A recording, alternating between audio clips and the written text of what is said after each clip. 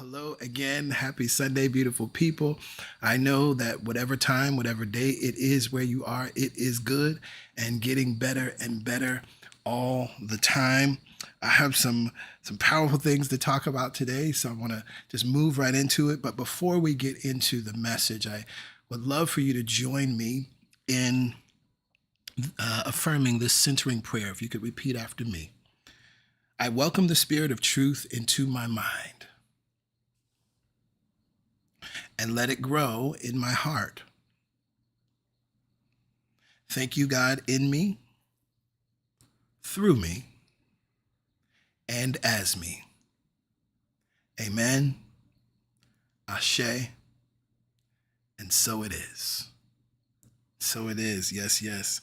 Well, as always, I love to review where we have gone throughout this month and throughout this series so that we can continue to move forward. We started in week 1 with the sermon, I Still Have Joy, looking at what joy really is. And of course, understanding that joy is not about what's happening outside of us, but it's something that's developed within us. And then that joy is actually spiritual power.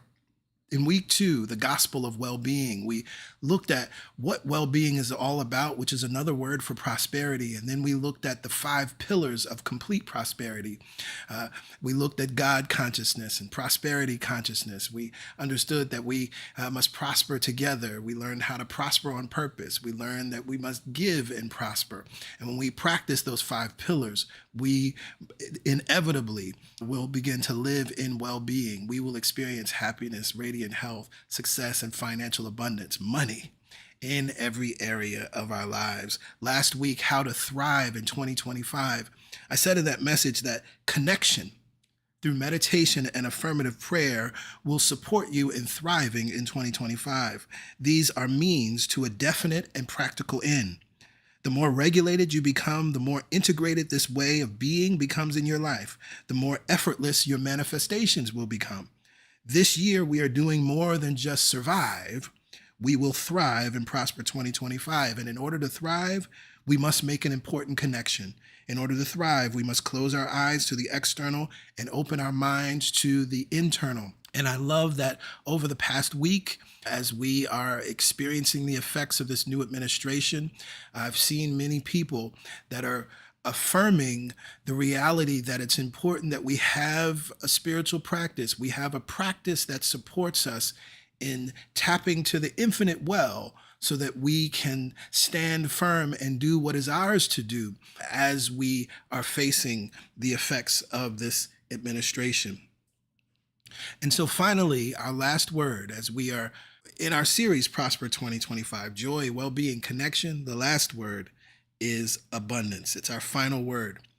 And so I'm going to do something a little different to introduce this word. I want to share a video with you. It's about 4 or 5 minutes featuring 2 brothers that I love so much, Colman Domingo and Sterling K. Brown. And then we're going to talk about it on the other side. But you know what? I'll tell you this. Here's a secret I'm going to tell you. I don't think I've told anybody. I've never said that this career was tough. I've never said it was difficult. I've never said it was hard. Other people would say that, oh, you're in a very difficult industry. It's very hard to get work and book work. I'm like, I've never believed that. Like Maya Angelou said, words are things. And if you believe that, then that's actually what it is. I actually just never believed it. Someone told me some years ago, they said, oh, I remember you were a struggling actor. I'm like, I don't. Even when I was bartending and hustling and not having opportunities or anything, I never believed that I was struggling because I wasn't attached to a struggle. I was attached to living and creating and being curious. I tell young people that to remember the words that you say about yourself and your career are true. So I choose to make it full of light and love, and it's interesting, and every day I'm going to learn something new, even if it looks like I don't have what I want. But it's important to be in the moment and just like you really build on the moments, moment to moment. Then you're looking back at your career as I've been in it for 33 years, and you're like, wow, that's what I've been doing. And I've stayed strong to that. And so I think that is truly my advice. You go on become one of the biggest actors in the world. I'm doing all right. Is it? You talking about struggling actor? I don't think your ass ever struggled. It don't seem like it looking at the resume. Okay, so when I graduated from NYU, Stanford With the Pell Grants that Brown had at that time, I left Stanford University, which was around $25,000 a year, owing $12,000 total. So Uncle Sam hooked your boy up at that time. Go to NYU, got a full ride there, but you still have to take out loans just to live in New York City. You defer. You guys don't know anything about deferments or anything like that. The way like regular people like pay for school when they done, they ain't got no money. You Negroes just paid it off. You didn't have you have to like keep pushing off when you can pay these things back until you got some income coming in. My prayer to God, chant, was, can I make a living doing what it is that I went to school to do? I said, God, I don't want to wait tables. I don't want to bartend. I don't want to temp. If I can just make money doing this thing that I love, I'll be happy. And the first job I got was a small play. I didn't have any lines. It was just movement or what have you, making $300 a week. I was living in Harlem, 125th and 5th Avenue. I had a 4-story walk-up.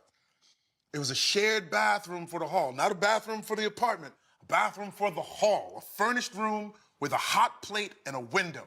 I had my little green fan that rotated like this on your boy. Summer of 2001 in New York City, right before 9/11, hot as could be. I would lay down on top of the sheets, gentlemen, in my birthday suit. Not because I'm sexy, because I was hot as hell. I would get up off the bed and there'd be a perfect sweat imprint of my body on top. The water pressure at the top floor of the building was so bad because it just got worse the higher up you went. It felt like a little trickle. I had to move my body around to get this little trickle so I could wash myself off, okay? This room cost your boy $85 a week, and I was making $300 a week. And I told my manager, who's still my manager at this time right now, she goes, well, hopefully it'll go up from there. I was like, 300? I'm clearing 215? You can't tell me nothing, son.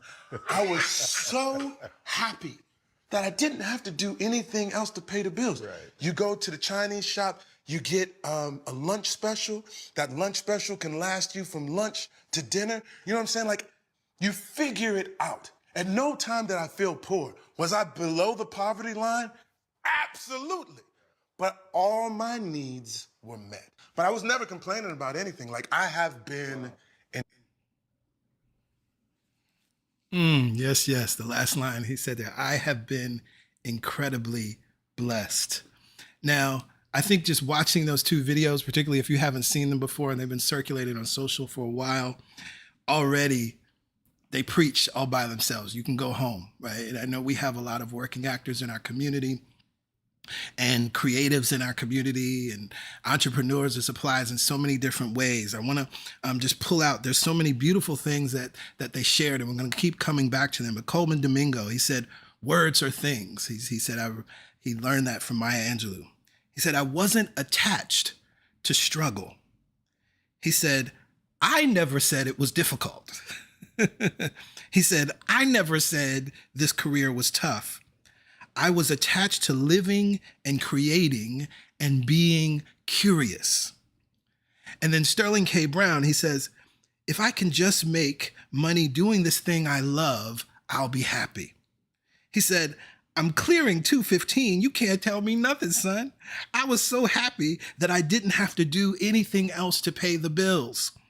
He said, at no time did I feel poor. All my needs were met. I was never complaining about anything. Now, for those who have ears to hear, these brothers are teaching and embodying our final word for this month, abundance. You see, abundance is a fact of life. Now, I love how Emile H writes about abundance in Lessons in Truth. This is the 6th lesson. The lesson is faith, and she writes this. One of the unerring truths in the universe, by universe I mean the spiritual and natural worlds combined, is that there is already provided a lavish abundance for every human want. In other words, the supply of every good always awaits the demand. Another truth is that the demand must be made before the supply can come forth to fill it. To recognize these two statements of truth and to affirm them are the whole secret of understanding faith. Faith based on principle. And that's powerful, that last sentence, faith based on principle. So we understand that when we exercise faith, what it is that we're believing in, what it is that we're knowing, it's not just a wish. It's not just on something we think or hope that it happens, but the principle is an absolute knowing, and a principle works for anyone and everyone throughout time, no matter where you are in time, no matter where you are on this planet Earth. Faith based on principle. Just like you have faith that you know you can make ice wherever you are because there are principles that freeze H2O from liquid to solid. That's you're exercising faith based on principle. Now she writes, there are two unerring truths. Not only is abundance a fact of life, she says that abundance is already provided. Your supply already exists, but she said something very important next. The supply of every good always awaits the demand. In Working with the Law by Raymond Holliwell, chapter 3, the third law that he highlights is the law of supply. And in that law, he writes that there is a phase of the law known as demand and supply. Where there is no evidence of demand, there will be no evidence of supply. Saying the same thing that Emile H was just saying. Supply of every good always awaits the demand. Where there is no evidence of demand, there will be no evidence of supply. He goes on. A person's life consists not in the abundance of things one possesses, but in the consciousness of that which they have. So now let's go back to the words of truth that we heard from Colman Domingo and Sterling K. Brown. See, at face value, we didn't necessarily hear them demand supply or demand abundance. But you see, it is your consciousness. It is the sum total of what you believe and hold to be true that demands. It is your consciousness that is actually demanding 24/7, every day, all the time. And that demand is choosing your reality. Your consciousness is choosing your fighter. Your consciousness is either choosing abundance or it is choosing scarcity. As we heard the words of Colman Domingo, he refused to accept or align with what other people were saying about their lives and their experience, and he refused to allow their perception of his life and career to affect how he saw his life and career. He chose his fighter. He chose abundance. Now, Sterling K. Brown chose to believe that all his needs could be met doing what he loved and what he went to school to do. There were all kinds of examples around him that would have said that that was impossible. He was also clear about what he didn't want. He didn't want to bartend. He didn't want to wait tables. He didn't want to tip. And I want to say this because it's interesting. If you notice, Colman Domingo talked about, he said, even when I was bartending, even when I was doing these things, I didn't have the thought pattern of struggle, lack, limitation. So this is important because, as Emile H loves to teach, and I quote all the time from Lessons in Truth, that doing is secondary to being. So it's not what you do, right? It's not that because you're bartending, tipping, or doing those things, that equates what your consciousness is, right? You can do those things, but you're doing it in a certain consciousness. So Colman Domingo, two brothers in New York, right? Same outcome, different doings, but because it was the same beingness, right? Same consciousness. So Colman Domingo was holding a certain consciousness while he was doing those jobs. He was not living in a consciousness of difficulty, struggle, hustle, all of those things, right? And so in Sterling's case, he was like, I don't want to bartend. I don't want to wait tables. I don't want to tip. And this reminds me of something I call the Veruca Salt principle, because he didn't just stay there and saying what he doesn't want. Now, you all probably know Veruca Salt. If you're a fan, as I am, of Willy Wonka and the Chocolate Factory, you know that Veruca Salt, her famous mantra in song is, I want it now, right? She wanted the goose that laid the chocolate eggs, the golden chocolate eggs, right? And she sings the song, I Want It Now. Now, she, of course, is presented to us as a cautionary tale. But the thing I love about Veruca is that she was clear, direct, specific, and unapologetic about what it is that she wanted. So oftentimes we can fully name what it is that we don't want, just like Sterling K. Brown did. He said, I don't want to bartend. I don't want to temp. I don't want to wait tables. But he didn't stop there. He said, I want to get the direct quote, right? He said, I can make money doing this thing I love. If I can do this, I'll be happy. So he was clear about what he wanted. He didn't stay in the don't want. And so that's the Veruca Salt principle. Take the list of the things that we don't want, and it will always point us in the direction of what we do want. Once we know what we want, then we can demand it. And then we understand that this demand requires us to be, like Veruca, clear, direct, specific, and unapologetic. As you heard, Sterling K. Brown was clear, direct, specific, and unapologetic. He chose his fighter. He chose abundance.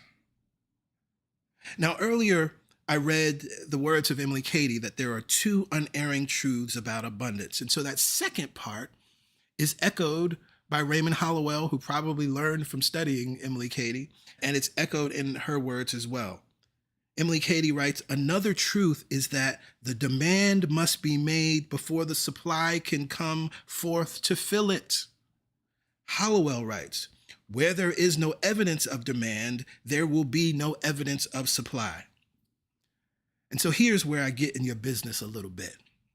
See, some of you are hearing this message and you're thinking, PG, I've been demanding a long time. PG, I chose my fighter. I chose abundance. I chose abundance, but abundance isn't here. I chose abundance, but abundance isn't fighting for me. I chose abundance, but abundance is at somebody else's house. I chose abundance, but abundance is on the other side of the world. I chose abundance, but I see abundance fighting for my friends, not for me. I chose abundance, and I see abundance fighting for those billionaires, but not for me. I chose abundance, and I see abundance in everybody's home and business, but not mine. Well, unfortunately and unconsciously, many of you are actually choosing scarcity as your fighter. Yes, you may start your day choosing abundance. You may start your day with your daily spiritual practice, using the 555 method, choosing abundance, but out in the world, in your lived experience, you're choosing scarcity. So you meet up with your friends and every conversation is a lack and limitation conversation. You meet up with your coworkers and every conversation is a lack and limitation conversation. You turn on the TV and you watch lack and limitation conversations, lack conversations about your career, lack conversations about dating, lack conversations about parenting, lack conversations about money, lack conversations about health and wellness, lack conversations about politics, and on and on and on and on and on. See, some of you have created a separation between your spiritual life and your human life. Your daily spiritual practice is not something you leave at home, and then when you go out in the world, you just do whatever you want to do and think whatever you want to think. It's not your special spiritual time over here, and then you go back to human time. Raymond Holliwell writes in The Law of Supply, we must educate our minds to a larger state of thinking. When we can think and realize more abundance, we shall receive more abundantly. It reminds me of the words of Marcus Garvey, right? Emancipate yourselves from mental slavery. We must educate our minds to a larger state of thinking. And when we can think and realize more abundance, we shall receive more abundantly. He goes on, it is not the vocation that determines riches, but the demands we make of our vocations that determine riches. As we are able to think and to realize more out of what we already have, we shall not only expand our thinking, but be more receptive to abundance. This is the basic principle of the law. The demands we make of our vocations. Interesting. Both Colman, Domingo, and Sterling K. Brown made demands of their vocations that was counter to what others believed was possible. They made demands of their vocations that were counter to what they even saw many of their peers doing and how they saw their peers speaking. But again, I want to underscore this point that doing is secondary to being. And so while they were doing two different things, they were holding the same consciousness.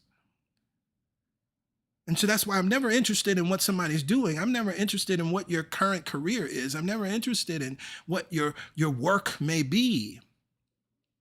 Because I recognize that the consciousness that's behind it will, as Raymond Holliwell writes, that will determine the riches. That will determine your abundance, your experience of abundance in every area of your life.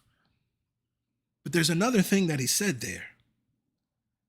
As we are able to think and to realize more out of what we already have.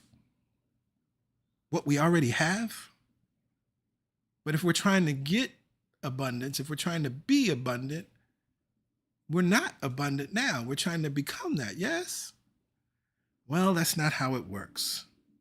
See, one of the ways we choose abundance or scarcity as our fighter is demonstrated by how we use what we already have, what we think about what we already have, and how we speak about what we already have. This is important because this was echoed again in Colman Domingo's words. It was echoed again in Sterling K. Brown's words. Sterling K. Brown said, I was never poor. I never felt poor. Colman Domingo said there was no struggle. I wasn't struggling. It wasn't tough. And so often one of the ways that we're choosing scarcity as our fighter is because of how we talk about the present state of things. See, having is the secret.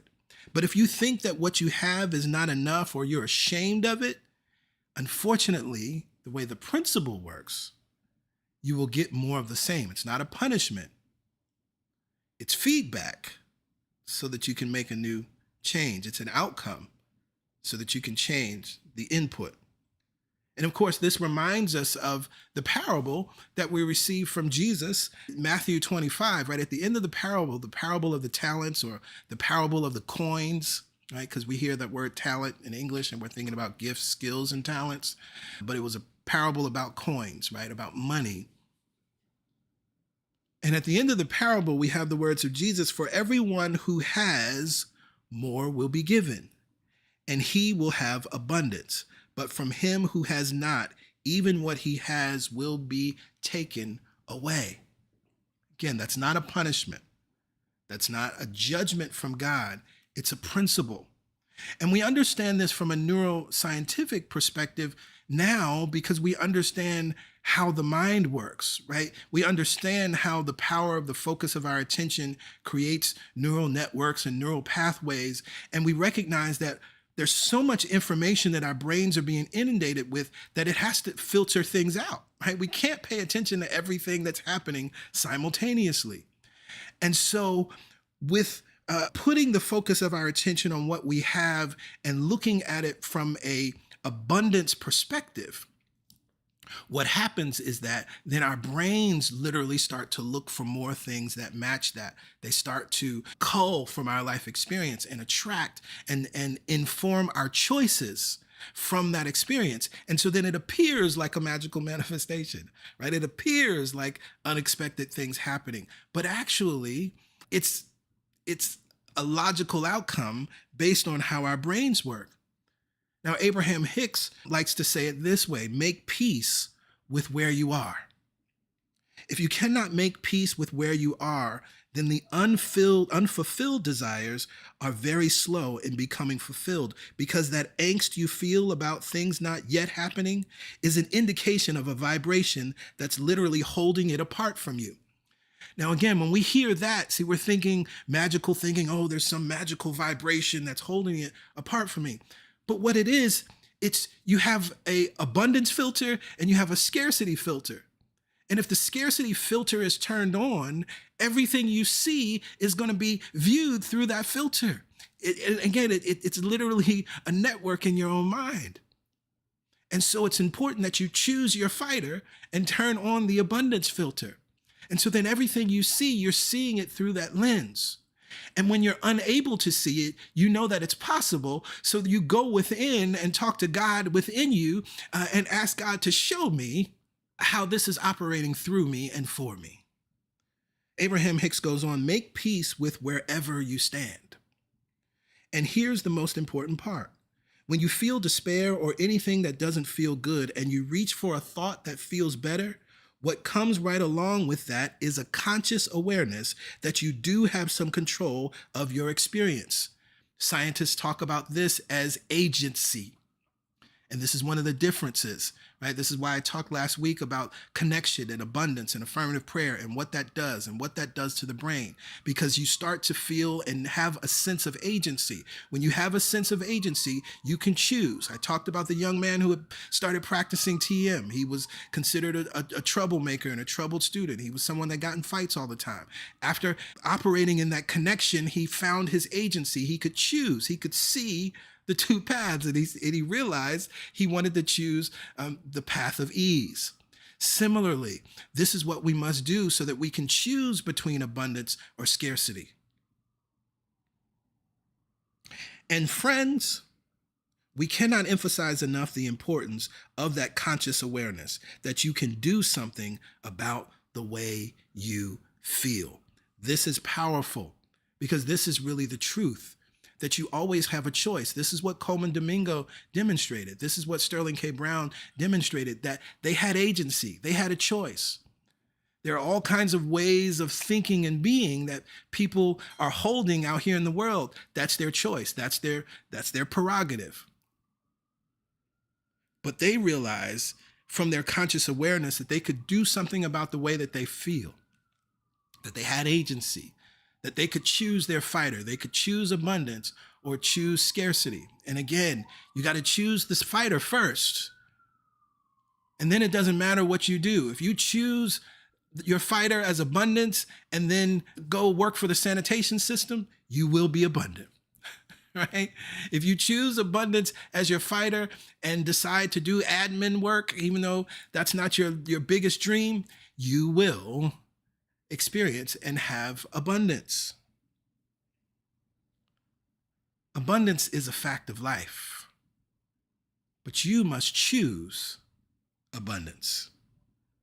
Emile Cady again writes, one of the unerring truths in the universe is that there is already provided a lavish abundance for every human want. It already exists. It already is. You know, we say it exists in the mind of God. It exists in the mind of life. Supply is. Abundance is. It's already provided. Another truth is that the demand must be made before the supply can come to fill it. And that demand happens in our consciousness, in our own minds. We must choose what we believe is possible for us. I love to affirm each day, I decide what is possible for me. Okay? All things are possible. I decide what is possible for me. And what that's saying, it's like you go into a store. It's like you can have anything you want, and then you have to choose what the thing is that you want. Everything is there. All things are possible. The demand must be made before the supply can come forth to fill it. And we trust that the divine supply will always come forth because it is loving. The divine supply will always come forth. Why? Because it works with mechanical accuracy. The divine supply will always come forth. Why? Because it is no respecter of persons. Abundance is within and all around us, but the demand precedes the supply. We cannot experience what we are not asking for in consciousness. Our demand, like Veruca Salt, must be clear, direct, specific, and unapologetic. Through our demand, we choose our fighter, abundance or scarcity. Through our demand, we are mindful of the conversations we entertain. Through our demand, we make peace with where we are because we know having is the secret. This is also exemplified in the story we read about the fish and the loaves, the miracle of Jesus. To me, the most profound thing about this, and as a child, you know, we learned about this miracle and taught that the most profound thing was that Jesus, you know, fed the 10,000 plus women and children, right? But the most profound thing is what Jesus did. Because on its face, the 2 fish and the loaves were not enough. On its face, The job you may be in right now is not the job you want to do on its face. You're in a 4-story walk up with water that trickles down and it's hot and you got a little green fan. I love the way he tells that story. But what Jesus did, taking that which seemed to be not enough, but understanding that it was a symbol of the supply that is always provided, he took it and he blessed it. According to the text, it said he held it up to heaven, which is symbolic of moving within to that place of consciousness, to the realm of everlasting good, to the kingdom of heaven where all is provided and supplied. And he thanked life. He thanked God. He thanked his Father within him for this supply. And so through our demands, we make peace with where we are because we know that having is the secret. He was grateful for what he possessed, and that which he possessed was multiplied. Through our demand, we put our attention on what we want versus what we don't want. Through our demand, we put our attention on the life we want to live and the world that we want to see. Through our demand, we choose our fighter, abundance, and not scarcity. Through our demand, we will prosper in 2025. For those who have the book, I encourage you this week to revisit this chapter from Working with the Law of Supply. This is chapter 3, the third law in the book. These same truths are echoed in spiritual economics, which I talked about and recommended last month in the Fear Not series. You can go back to spiritual economics. You can go back to the Thrive series from 2020, right? The masterclass. We went page by page, line by line, because these are the principles that will support you in thriving under and in all conditions. There have always been and will always be an infinite number of different experiences in the world. You get to choose your experience, so choose wisely.